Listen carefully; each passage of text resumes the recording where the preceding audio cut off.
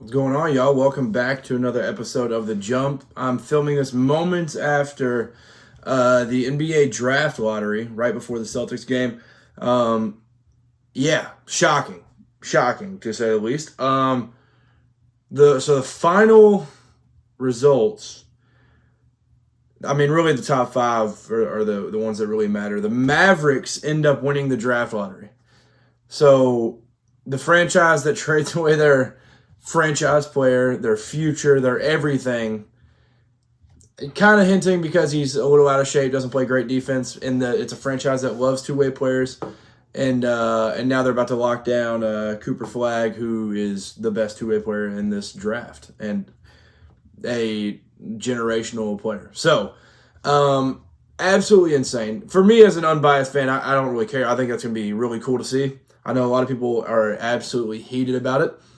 I think it's going to be super cool. Anthony Davis, my favorite basketball player of all time, will be the one kind of as the vet leading Cooper.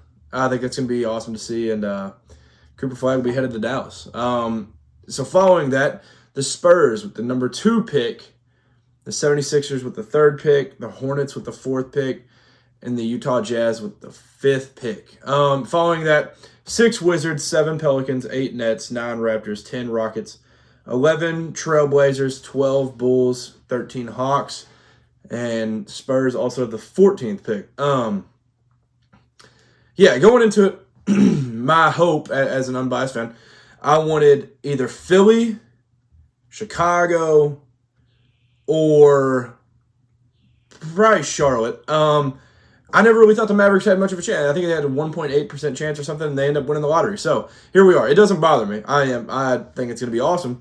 But Mavericks, Spurs, Sixers, top 3. That's going to be. I mean, that's 2 huge franchises. Franchises that have won championships. They have history, and these are going to be absolute game-changing players. So, this is crazy. I'm just looking through the comments. Everybody's saying rigged. Nico knew. So I think the overwhelming majority hates that this happened, but here we are. So I'm excited for it. Cooper will be a Dallas Maverick, and we'll kind of see what his career looks like from here. I mean, this guy's been the face of whatever league he's playing in at any point for his whole life. So here we are, and he's about to be the face of the Mavericks going forward. So, that's super interesting. I will have a mock draft coming out hopefully tomorrow with a new social media NBA page. If you love NBA, this is a guy that's going to be doing NBA stuff that's not mainstream media driven stuff, where it's not going to be just the Celtics Lakers. It's not going to be just the MVP talk, and he's going to talk about these small market teams. He's going to cover anything NBA that you can think of. He's getting started now. A good buddy of mine, Posted Up is his page. I believe his Instagram is The Real Posted Up. But I will be doing a collab mock draft with him. He knows NBA. I know college. Collabing our brains, making a mock draft, and excited to put that out for you guys. So go follow him, check it out. We'll do a collab post, so you can follow it that way too. The Jump Sports _. If you don't follow the social, or that's just Instagram, but if you don't follow that, go check that out. And then the Jump Sports on everything else. Mock draft coming soon, so be on the lookout for that. And shockingly, we'll have Cooper Flag number 1. We'll just put it that way. It's the offseason in both college football and college basketball. If you're new here, this is just college sports that I cover for the most part. I mean, 99% of what I cover is college. So June 15th is the deadline for players to decide whether they are going to the NBA draft or if they're coming back to college. So this is a tough window for me to kind of cover things, but I love this time of the year, and I know a lot of people check out because it's a lot of chaos, but I love it. So I'm here to talk about it. I have a couple things that I've posted about, but I didn't talk about because it was during a very busy time. But like I said, June 15th is the deadline where players have to make a decision. There's 2 players. There's a few players they're kind of shocking people, I would say. That I think one of them, Otega Oweh from Kentucky. His big problem is the shot. He's got a hitch in his shot, not a great jump shooter, but Mackenzie Mbako is the other one that people were like, all right, well, he's going to A&M, but great reviews from the draft so far, and those are two guys that I'm kind of eyeing and seeing. PJ Haggerty is another one, Yaxel Lindeborg, but I kind of singled out Otega Oweh and Mackenzie Mbako because those are guys that people fully expected to come back to college that have started to turn heads a little bit. So Yaxel, PJ Haggerty, RJ Lewis, like there's these guys that, I mean, are definitely noteworthy, and we'll be excited to see their decision coming up soon by June 15th. So, moving on from that, I will talk about my college basketball offseason winners. Not going to go in big depth, but I'll go through the order, and then I'll talk about some of these top teams on why I'm such a big fan of them. So, this was my top 10. I'll just give you the top 5, actually. The top 5 college basketball offseason winners. So, number 1, St. John's. Osiah Sellers coming over. Captain Jack, Ian Jackson, Bryce Hopkins, Dylan Darling, Josan Sannon. Loaded portal class. Bringing back Zuby Ejiofor, and coached by arguably the best coach in college basketball history. St. John's, the Johnnies are going to be incredible next year. And they are not scared to schedule. I'll talk about the scheduling in a little bit. They know what they have, and they are going out and going to prove people wrong if they're doubting, or prove people right if they're putting them up there. So I have St. John's as the number 1 winner because they went from a team that couldn't shoot last year and got Osiah, that is arguably the best shooter in the portal. Go get him. This team, Ruben Prey's back. This is going to be a good team. There's no other way to put it. It's going to be a loaded team, stacked team. They're going to be super fun to watch, and it's Rick Pitino. So you win just because he's still your coach. That's one thing. All right, number 2, Kentucky. Kentucky, I'm not big on I'm huge on retention and continuity. This is one kind of outlier. There's 3 right here that are kind of outliers that did it this way, kind of, and it's rare for me to kind of view them to this point. But Kentucky, the portal class that they brought in is second to none, and absolutely loaded class. And then bringing Andrija Jelovic over from Croatia. This kid is going to be spectacular. If you haven't seen him play, go look him up. This kid's going to be awesome. Mohamed Diabate, Jaden Quaintance, 2 of the best defensive players in all of college basketball last year. Jaden Quaintance had one of the top 5 best freshman defensive seasons in college basketball history. So, bringing in the defense, that was one thing Kentucky obviously lacked last year. And then bringing over Aberdeen, and obviously this relies on Otega Oweh coming back, because when I put this out, I had full expectation that he'd be back. I still think he'll be back, just from what I've heard from people. But yeah, this is the continuity. I think Colin Chandler, Trent Noah, I think both those guys take huge steps forward. Brandon Garrison's going to take a huge step forward. I think Jasper Johnson's going to be a lot better than what a lot of people think, honestly. So Jasper Johnson's one I'm looking forward to. Malachi Moreno is a guy that I'm super high on. Both those guys being freshmen, I don't know how much Malachi's really going to play, but Jasper's going to play quite a bit. Kentucky in that 2 spot, I just think what they were able to bring in portal-wise was absolutely spectacular. Also loaded up in the portal early on, didn't really add too much late, the Louisville Cardinals. So they brought in Fruit, German big man.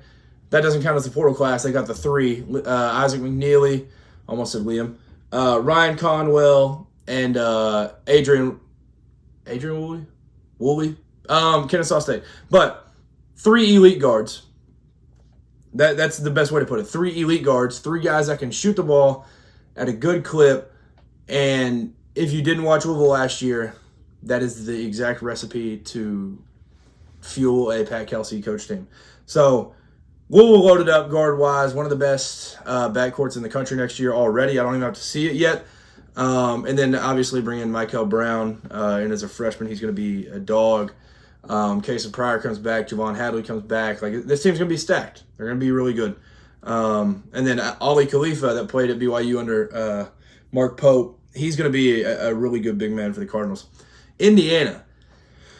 This one I'm not even going to talk fully about who they got because they reloaded an entire roster. Big fan of Reed Bailey. If you listened to the last episode, I said that Reed Bailey is one of my favorite mid-major players from last year, and then he transfers over to Bloomington, and he's going to be a special player. Bring in Tate Connerway, the Sun Belt Player of the Year. Lamar Wilkerson. Other than Sellers, Lamar is probably the best shooter in the portal.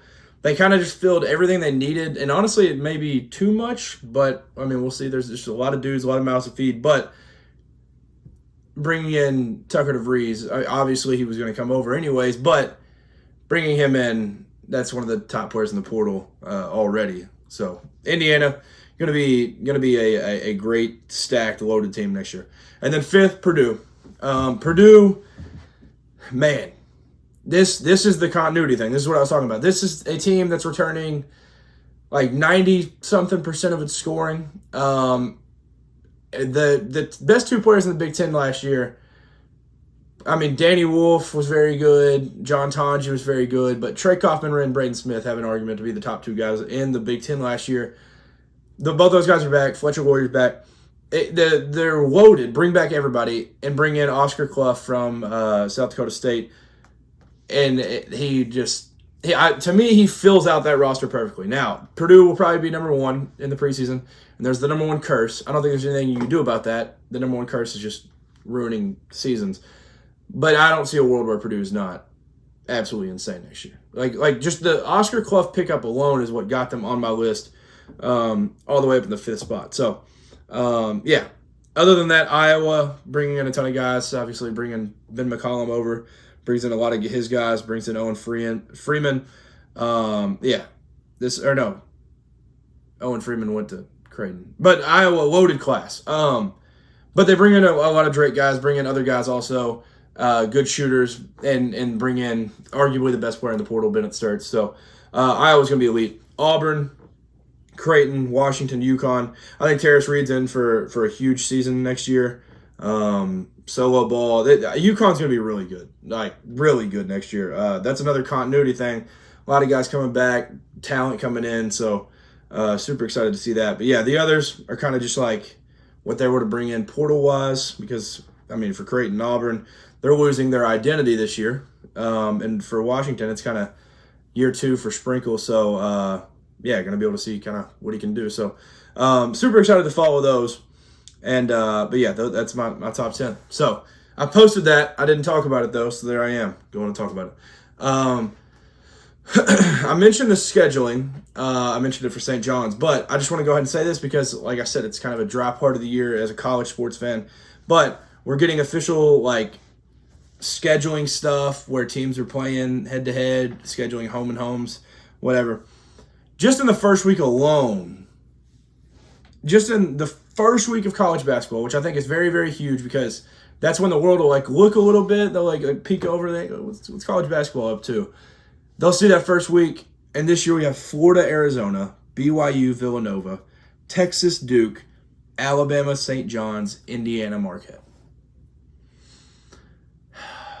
What more can you ask for as a college basketball fan? As a sports fan, what more can you ask for than that being your introduction to the season? Now, from that point, a lot of people will probably tap out until Feast Week. They'll come back, tap out again. Then conference play will come back, and people will start to tune back in. But with this introduction to the season, what more can you ask for? Absolutely loaded slate. And the Florida, Arizona, BYU, Villanova, I believe, is the first night in Vegas. The very first night of college basketball. So I'm super excited for that one. And like I said, St. John's isn't scared to schedule anybody. They scheduled Alabama. They're playing Kentucky. Them boys are not ducking any smoke. Patino knows what he's got. My college football top 10 running backs. So this is a shift from college basketball to college football real quick, just because it's the offseason for both, and I love both. So got to talk about it. Number one, by far and away, not even close, Jeremiah Love. This kid, this boy, he would have been, I'm not going to say he would have been the highest drafted running back this year because Genty was in it. But, I mean, baby, Jeremiah Love is special. He is special. I would have considered it. He might be my Heisman pick next year. I can't lie. Jeremiah Love, number one. Katron Allen, 2, from Penn State. Mekhi Hughes, 3. Big fan of that pickup for Oregon. Nick Singleton, 4. The duo at Penn State is insane. Isaac Brown 5. C.J. Donaldson. This one probably shocked people.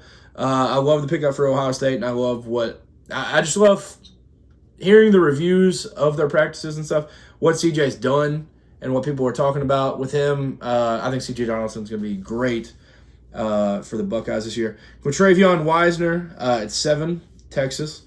Ahmad Hardy at 8. Big pickup from Missouri there. Jaden Ott at 9, former Cal Bear, now Oklahoma Sooner. I think he's going to be really good. And then Desmond Reed at 10. I did put Le'Veon Moss, but I think Desmond Reed deserves a spot. Now, you can't fit everybody, so I'm going Desmond Reed at 10. I think he's got a chance to be a real special player this year. So, like I said, it's a tough time to, kind of talk about these college sports. But when you have the love that I do, I still follow this every single day. I love it, love every second of it. And like I said, mock draft coming soon. I go out of town, so I don't know if there will be a video next week. But, we're only a month and 3 days away from the deadline. So there will be college players officially coming back, officially staying. And guys like Yaxter Lindeborg, PJ Haggerty, who I think will end up at NC State. Like, those guys are, program-changing players. So, excited to see that and follow that. And thank you for tuning in. Like I said, mock draft coming soon with Posted Up. Go check that out. Go follow the socials, all the good stuff. Thank you for tuning in. Have a great rest of the week. Enjoy these NBA playoff games, and peace.